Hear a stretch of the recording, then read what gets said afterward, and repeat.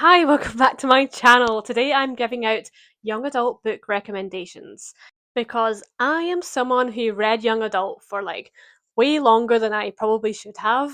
And as a result, I have read a great number of young adult books, for better or worse.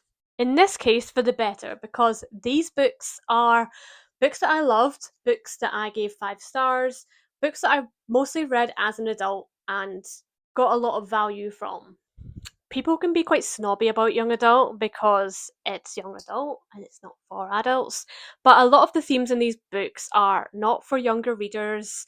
They do cover quite serious topics. And they're also well written from a craft point of view. They're written by adults for the most part. And I still think there's some value to be gained by reading some young adult every once in a while. They typically feature characters that are younger or in their teens.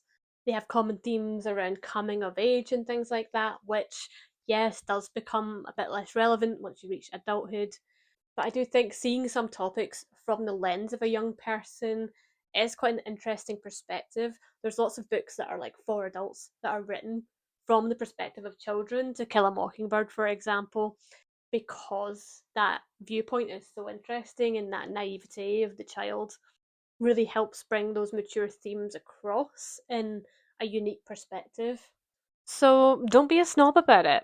You just have to be a bit judicious about, you know, figuring out what young adult books might be for you and what ones just might not be for you anymore. And some of these in this list, they might still be for you at the age of 25 or 27 or whatever. Our prefrontal cortex doesn't finish developing till we're 25, so I think there's nothing wrong with enjoying a bit of young adult into your mid 20s. All of that being said, let's get into my list. First, we have The Hate List by Jennifer Brown. This is a dark novel. Most of the books in this pile are dark novels and have quite triggering and mature themes. So if you have PTSD or trauma, maybe proceed with caution. This book is about a girl who was bullied in school. She's a bit of an emo. She has this emo kind of boyfriend, and together with him, they make a hate list of all the people that have bullied them, people that they hate at the school. Something kind of, problematic but fairly normal for emo kids to do in a high school. And what happens is this boyfriend of hers, who is actually a bit of a piece of work, gets a gun, goes into school, commits a school shooting based upon the hate list, which she wrote specifically. She is injured in this shooting as well, but survives. I think she has a bit of memory loss. I can't quite remember because it was a while ago that I read this, but we pick up with her. I think after she's had quite a bit of time off of school and she's going back to school after this horrible event has happened. Everybody knows that she wrote the hate list, and she's obviously facing quite a lot of backlash, is probably a mild term. I think it went to court and she was found innocent, even though she wrote the hate list. Like, she never had this intention for anyone to get hurt from the hate list. And she is a victim too. And she also harbours a lot of this guilt because she didn't intend for anyone to get killed, but that's what happened based on her actions. So she's feeling very complex about this. And to top it all off, her boyfriend who committed the shooting, I think killed himself or was killed by the police. I think he killed himself. Um, and she loved him. She was very devoted to him. Even though he did this horrible thing, which she hates him for, she still loves him and still is grieving him, even though no one else is grieving him. Everyone hates him, obviously. And so she's got a lot of complicated feelings about this event, a lot of trauma. And I thought this would just blew me away. Like, it was just such an interesting perspective. It was so devastating. You kind of see flashbacks to the shooting itself and what exactly went down from minute to minute, and you know how he targeted each member of the hate list and where she was during this event. I think it's because our memories are coming back, but I can't remember if that's true or not. So take that with a pinch of salt. It was quite like 19 Minutes by Jodi Pickle, which I read on audiobook earlier this year. That book was amazing. And that also had a very nuanced take on school shootings. This is just a bit more of a young adult version and has that element of her being involved and this grief element for the shooter. Yeah, it was a heavy topic, but if you can read about that topic, I would recommend this, and it's accessible for young adults, obviously. Just 5 stars, really good. Next, I have a couple by the same author, both very unrelated books. But we have This Is Not a Test by Courtney Summers and All the Rage by Courtney Summers. And Courtney Summers, I went out and bought all her books after reading these two. I haven't even read them all yet, but she is just such a good writer. The prose in this, for a young adult audience, but it's very good. I'd say it's kind of literary fiction, but for like a young audience, it honestly was very well written.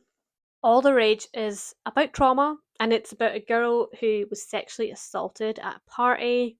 It's about her dealing with the aftermaths of that trauma. She kind of always wears red nail polish and red lipstick very perfectly. She's got this like really strict process about how she wears the red lipstick and the red nail polish, kind of like as armor against the world after this event happened to her.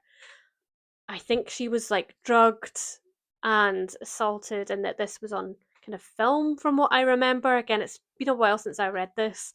That kind of got her branded as a slut, I think, which is why she wears the red lipstick and all of that, and kind of tries to take on that identity from what I remember.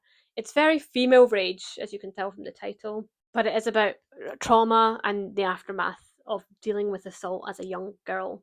Um, Again, really harrowing topics in all of these books. And then This Is Not a Test is about a zombie apocalypse, and it's about this girl and a bunch of other people that are kind of shut in a school to protect against the zombies. And they're an interesting cast of characters, and we just kind of see how they live together in this school with this zombie apocalypse going on.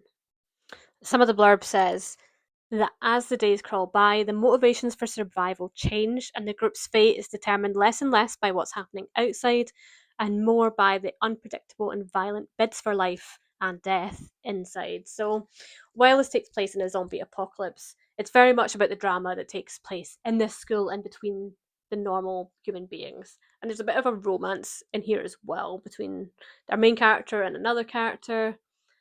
And it also says in the blurb, like, for Sloane, who's the main character, the end has never been something to fear. 6 months ago, her world collapsed, and since then, she's failed to find a reason to keep going.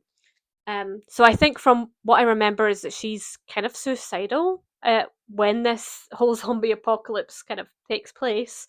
She was suicidal before it happened, and now that she is like in a real survival situation, that really changes her perspective on wanting to die.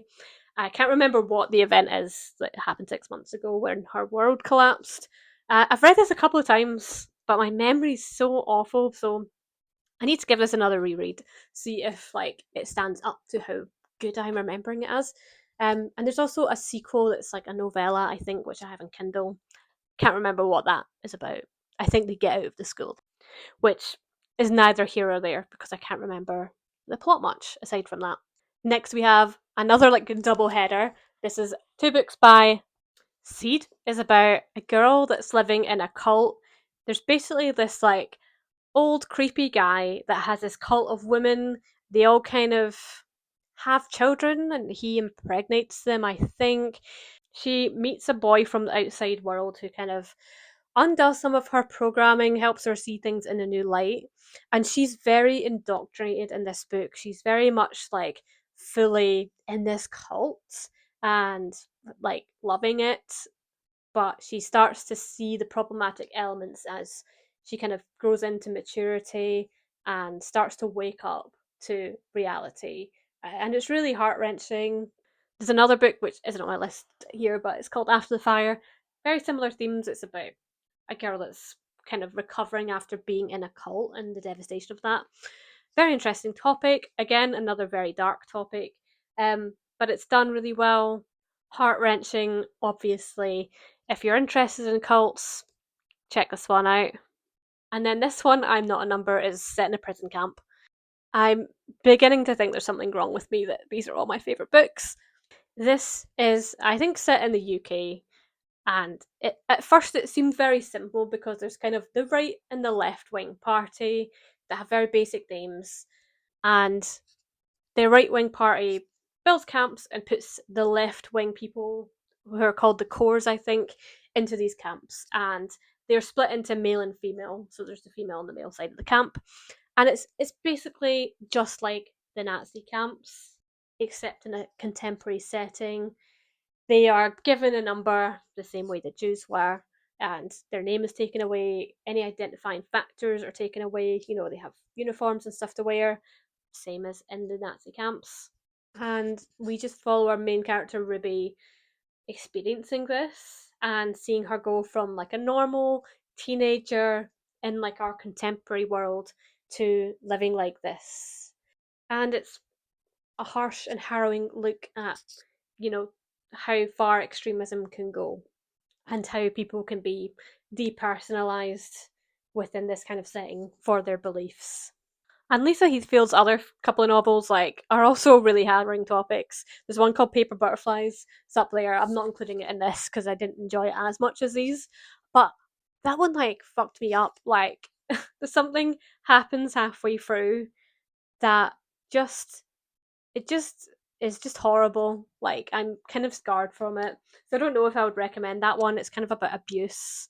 And it was quite traumatizing. It didn't have a happy ending, and someone should go and check if Lisa is okay, and ask her to send me an ARC copy of whatever she does next. Next, we have The Bridge by Bill Konigsberg, and this one is about suicide because I have a problem with books having dark topics. Clearly, this one though is super interesting. It's kind of four stories in one, and it's all the same story but with different outcomes. So basically, there's this boy and this girl, and they meet on this bridge about to kill themselves. And in one story, one of them kills themselves and the other survives. And we follow their story after the fact because they see that other person dying and then they decide not to jump. And then we see how their lives are after they've made that decision. Then we see the reverse. We see like the girl survive and the boy kill himself, and see her story and what that would have looked like if she hadn't killed herself, but he had. Then we see a scenario where both of them killed themselves. I think that one's pretty short. It's just devastation for both families, obviously. And then finally, we see a scenario where both of them decide to live and what that looks like, and kind of how they could have become friends and gone on to support each other. And it was a very interesting perspective on suicide. It really showed the negative impact, obviously, of it. It showed the impact on the families. It showed the impact on them themselves when they chose to live, but saw the other person killing themselves. And we also get a lot of hope from the perspective where they both decide to live and kind of go forward with their lives and become friends and supports for each other. And that was really wholesome. So it's not all like super doom and gloom, but it is a very serious topic. This story, it says on the back, kind of breaks your heart and then mends it again. So I would really recommend this. And I think it is an important topic for young people who are going through a hard time, who might be contemplating suicide. I think this book ultimately it gives someone hope and would hopefully help them make a different decision. But if you are in that kind of boat and you are feeling suicidal, like do get professional help rather than just read books. Obviously, that goes without saying. Next, we have Bearmouth by Liz Hyder. This book is totally wild. It's about a girl who doesn't know she's a girl in the beginning, but it soon becomes clear that she is. She's like a young girl, prepubescent in the beginning, living in a mine underground, never sees the light, so just lives in perpetual darkness. And it's a mine where obviously she's like mining coal or something like that, and it's all men and boys. So she, you know, it's kind of told that she is a boy, that she's just a eunuch, and that's why she looks different. Everyone thinks she's a boy. She's kind of told this lie to keep her safe because obviously a girl in a mine with a lot of men and boys probably wouldn't be very safe. She's also pretty illiterate. She is being taught to read by this older friend of hers, Thomas, who kind of takes care of her. But because she's illiterate and she's only like just learning her letters, the whole book is written from her perspective and everything is spelled quite wrong. So the grammar is like quite wrong. She spells things like brain, she spells Brayne. She spells teaches teaches. Um, she spells learning with Lerrrnin, and she spells light and like Lyte or Lyke. So it's quite a difficult book to read. Like you kind of have to get your head around this way of language, but it's not as difficult as it sounds like it would be because it's very intuitive, I guess. Like it's how a child that hasn't learned to read or write properly would write. It's just phonetic and it kind of makes sense. And you get really absorbed into her voice. It feels very real and very authentic. The world she's in is super dark and bleak, which is a really interesting setting. And it's also like very dangerous. Working in a mine is very dangerous, but also the people she's working with are also very dangerous. Some quite horrible things happen in the book, some quite triggering things. There's assaults and things like that. There's death at the result of accidents. And the world building is like also very interesting. Like it's not set in today's world necessarily. She talks about the maker and they kind of worship this maker. And there's a lot of mystery around like what's going on and what they're doing, what's on the outside world, things like that. She kind of writes letters to people, her family on the outside world, but she hasn't been there in years. And she's so like naive to even the point where like she doesn't know her own sex and gender. Like she figures out that she's a girl eventually when she starts to have her period, and her friend Thomas explains to her and helps her cover this up, kind of gets her like period napkins and things like that. He sort of explains to her the danger she's in now that she's developing and becoming a woman. And like she just thought she was a boy and a eunuch this whole time. So that's quite disrupting from an identity point of view. And the whole story is just very unique and very interesting. I would definitely recommend it, but it is like literally a dark read. It's like the place they're in is also dark, and the themes are dark. And next, we have a book I've talked about on this channel before, The Red Ribbon by Lucy Addlington. One of the best young adult books I've ever read. Don't know if you've seen my other video on it, but this is set in Nazi Germany, in Auschwitz.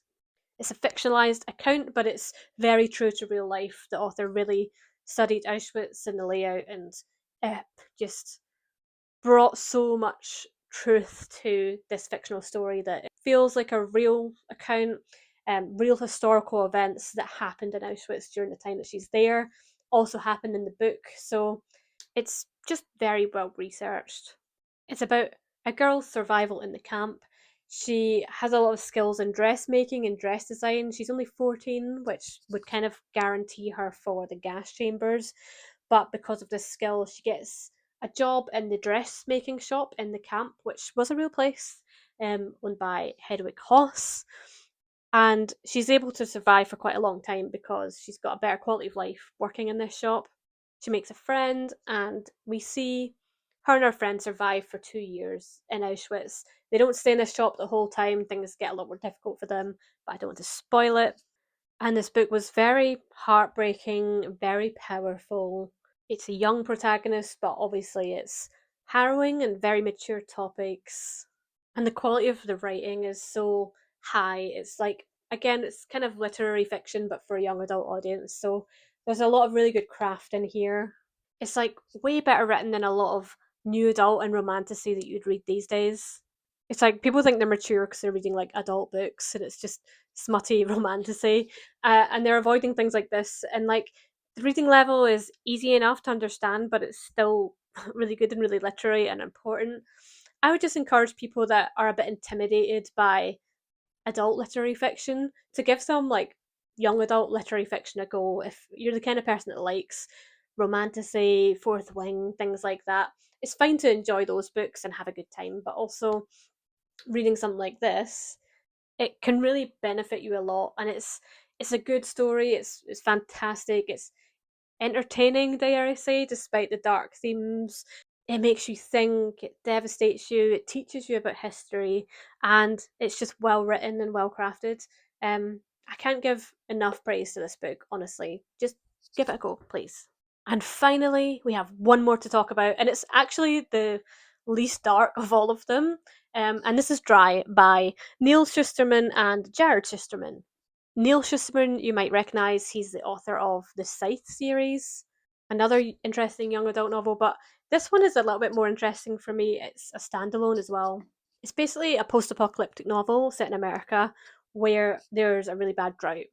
And it doesn't take a lot of time for society to really devolve when you don't have water. Water is very essential to live, obviously.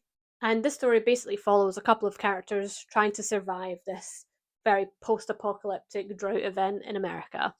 It was really action packed, it was entertaining, but it also made me think a lot because it really shows you just how disastrous an event where you can't access clean water would be for us.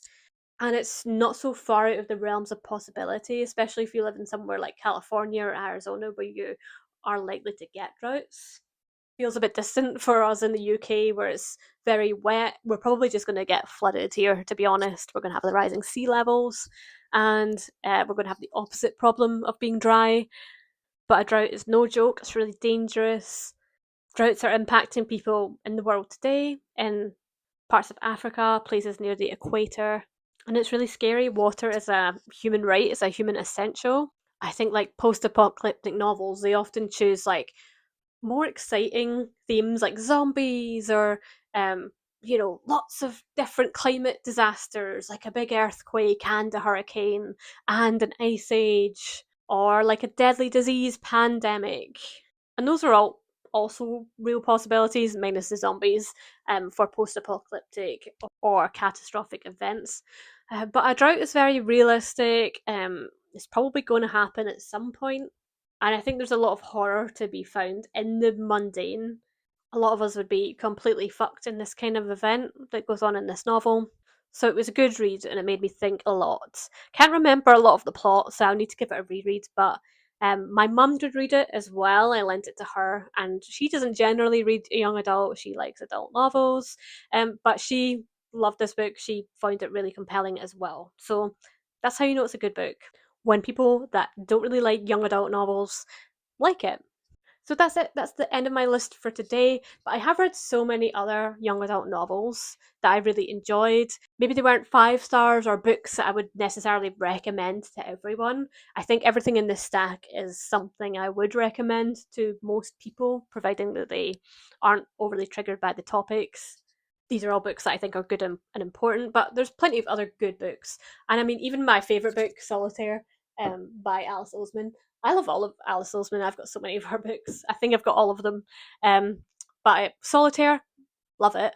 But I wouldn't necessarily recommend it to everyone. I don't think it's everyone's cup of tea or like a super important story. It's just a comfort book for me and speaks to me personally. I'll do another video about it some other time. But these are all books I have absolute confidence in recommending to most people. And I also really love The Hunger Games and Fifth Wave and a lot of other young adult books, but I felt like they were kind of a different category. They were kind of genre fiction, and these ones are kind of literary fiction, young adult ish, literary topics, dark topics. So I felt like these followed a nice theme. I didn't want to go too far off that. Let me know if you have any young adult recommendations, especially if it's a dark topic, kind of like these books, because I will probably hoover that up. Like this video if you liked it, and please subscribe to my channels. I put out new videos usually every Tuesday. Follow me on Instagram as well, I might just follow you back. And lastly, just thank you so much for watching. See you in the next one. Bye!